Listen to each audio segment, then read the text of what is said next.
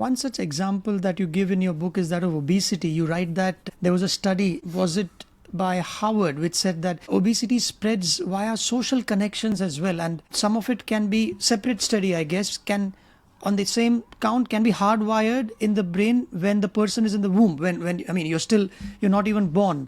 So let's take the first part, which I thought was something that if you are around people who are obese or overweight, odds are that you too will be that. Yeah, so I think that's a really good example that you mentioned, Abhishek. So we know that there are a number of genetic influences on our levels of obesity. Many genes, common variants in genes.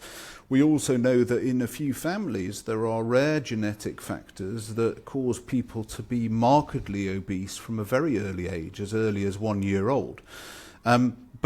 Those very much interact with our environment. So that study that you refer to really demonstrated that, obesity, when tracked over time, seems to parallel, to a large extent, your social networks. And importantly, these are not necessarily people that you live with or your neighbours. They are associated with strong social connections with individuals who you see as similar to yourself.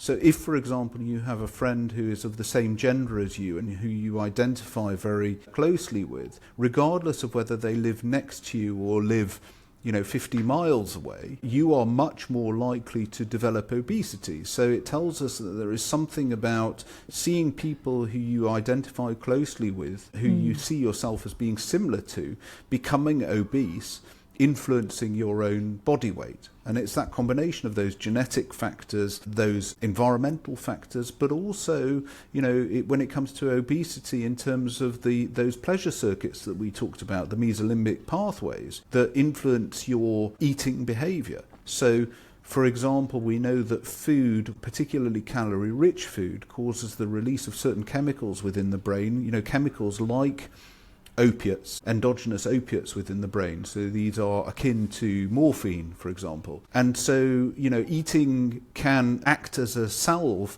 for people who have anxiety or depression, which is why sometimes obesity is linked in some individuals with poor psychological health.